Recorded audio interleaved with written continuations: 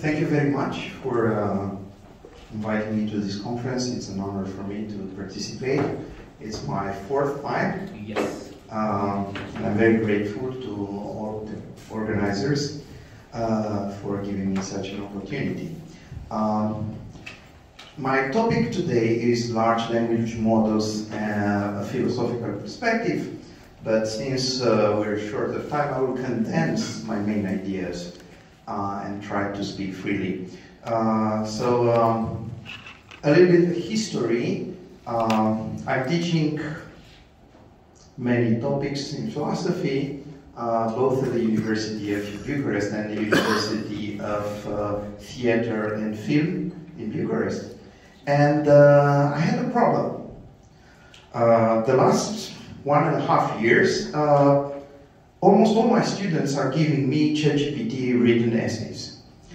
I think it's the greatest revolution in the history of academia, since it's the first time in our millennial history that we have to change the grading system in the middle of the academic year, which is of course illegal, at least by Romanian standards, as some of you know. I don't know how it is in other places. Maybe they have more flexibility of changing the criteria for grading in the midst of the semester.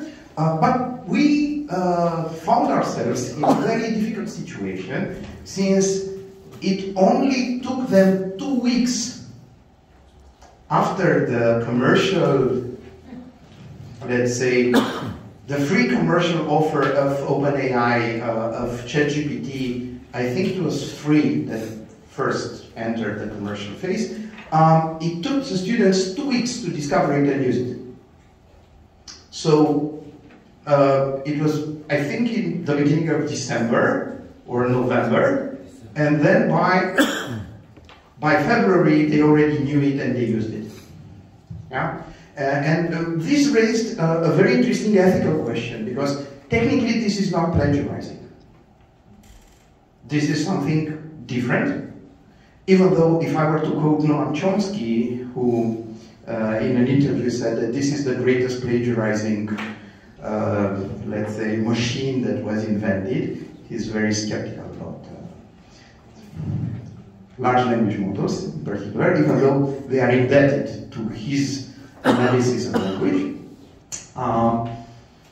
So even though, let's say, it's not necessarily something that is accurate, it was already in use, and it's not plagiarizing. So if we catch a student using ChatGPT, unfortunately for us, it took 3 weeks for, I think it was a Stanford postdoc who wrote the program that is detecting at least the first generation of ChatGPT.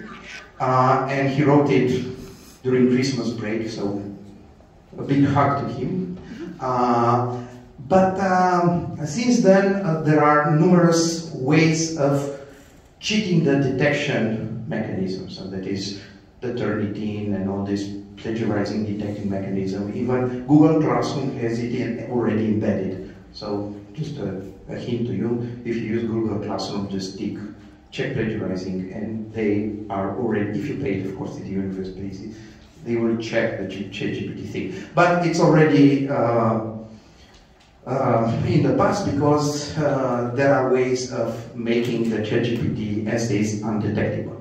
So what happened is that my students from 2 weeks ago had an exam at the theater faculty of the University of Theatre and Film, and I caught 2/3 of them using ChatGPT. So I received a phone call from one of my colleagues. How did you do it? How did you do it? How did you catch it? And then I started to think about it.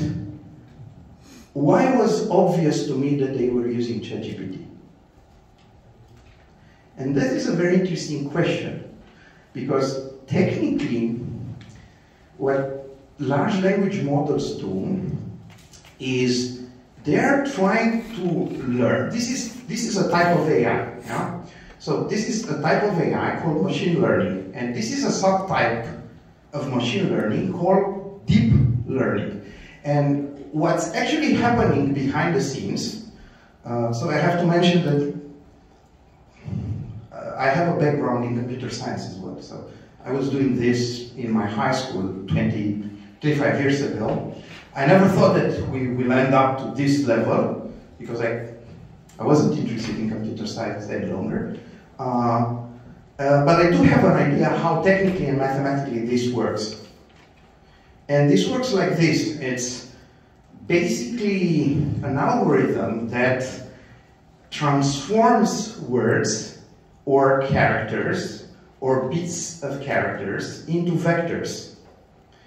And that is called tokenizing. It transforms into tokens. And then is checking on a database, the so-called trained data, to determine what will follow probabilistically next if a certain token is present. So you have a token and then he determines what is with a high probability, the next character, word. You have a mechanism called attention, and this is the basic mechanism of transformers like ChatGPT. ChatGPT is a type of this algorithm. What the attention mechanism does is that they remember that the word is not correct, remember. Anything that we say about this algorithm that is connected with humans is wrong. All concepts that we use in connection with the algorithm that can be connected with humans is completely wrong because it's not, it's a completely different thing. They don't think, they don't remember. This is a mathematical process. This is a statistical mathematical process. It's an algorithm. It has nothing to do with, even the word artificial intelligence is like a forced concept because unfortunately we haven't developed yet the notions that we need in order to make the distinction clear. Yeah? So basically what this thing does is they are trained, they go into this huge database, they detect some regularities, and this is something very important, that the regularities they detect are completely separate from what a human person will detect. So the thing that they detect some regularities and we detect some regularities, it's purely by chance. What do I mean? I mean this. The example that I'm going to give you. Probably you heard about something that happened at Google like 1 year ago when a researcher led two programs to communicate with each other based on very simple rules of interaction, and very quickly this degenerated in a series of characters that were that didn't have any meaning for the humans. So the two computers, the two algorithms, developed a way of communicating that was odd from a human perspective. What does it mean? It means that computers and humans are completely two distinct realities, let's say, philosophically speaking. Yeah? So we as humans, and I go back to Chomsky. Chomsky is very reluctant about these models because he basically says, look guys, this is not how we learn language, this is not how we use language, we don't have huge databases, we actually do the opposite of what a large language model do. So we extract the essence from the shortest, the scarcest information available, yeah? Which is the opposite of large language model, who do it exactly, they need a huge database to get this done. So, what happened is that they begin, because they have bigger and bigger databases, to be better and better. I don't have the time to show you. It's an article that appeared, as you all know, if you publish in peer review journals today. Actually, it was like submitted, I don't know, 1 year ago. They gave this article in Trends in Cognitive Science, in which they assess the performance of ChatGPT, starting from earlier models up to the last commercial model, asking the question about the meaning of life. So they trained ChatGPT on some pieces of English literature, and they are asking questions about meaning of life, and it gets better and better and better. Yeah? But the authors make a very interesting distinction. They say, look, okay, so what has improved in these models? What has improved is the formal linguistic competence. What is the formal linguistic competence? It's the use of grammar. But the use of grammar, not like humans use grammar. If you have a little bit of background in computer science, you know that in logic, for instance, you have Boolean algebras, all types of grammars that are associated with, let's say, logical systems. This type of grammars, not the actual grammar that we have. The actual grammar that we have is hierarchical. So what that is meaning is that you can write a sentence in the form of a tree. Yeah? So you can make a hierarchy, you know, the noun, not a noun, what is it called in English? The subject, the predicate, the dependencies among them. And we use a different system than them, than the computer. The computer only understands the rules that are given. If there are given rules, because there are other models that don't give rules, they detect the rules, which is something different. So these authors look at how the things are done by humans and by computers, and they also come with a very interesting parallel. This is the new trends in cognitive science, so part of them are neuroscientists. And they say something very interesting. They say this, look, if you look at the brain, you have two centers. One is responsible for linguistic competence, and the other one is responsible for functional competence. So, reason and knowledge, the part of the brain that processes reason and knowledge is different from the part of the brain that processes language. And there are some examples, I don't have time to give it, but I can give you the article. It appeared in June 2024, so like this month. Yeah? So you can see exactly their arguments. And what they're saying is basically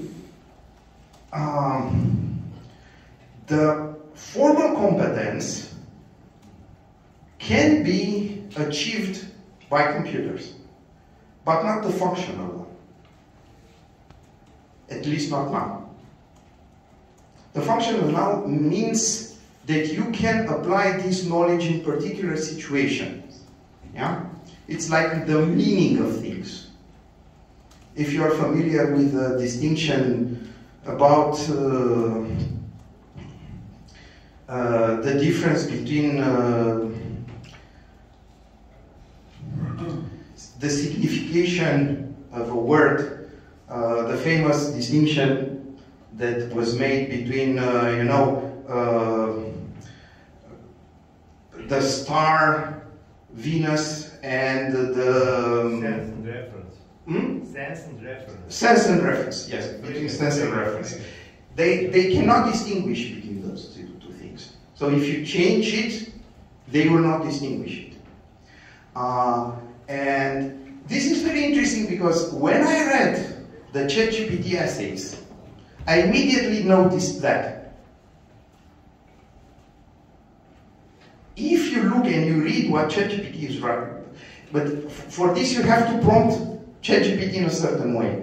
So you have to rethink your essays, and you have to give specific questions to the students to answer, Because if they put this particular question in ChatGPT, ChatGPT is going to give you a standardized answer to that. Because it doesn't know the difference between those two things. And what was even more interesting from my point of view, and I tried to finish, I don't know how many minutes I took. Okay, I only have one. For this I have to read because I don't know it by heart. It's something very, let's say, it's connected with philosophy, and it's something that Plato wrote 2,400 years ago about this.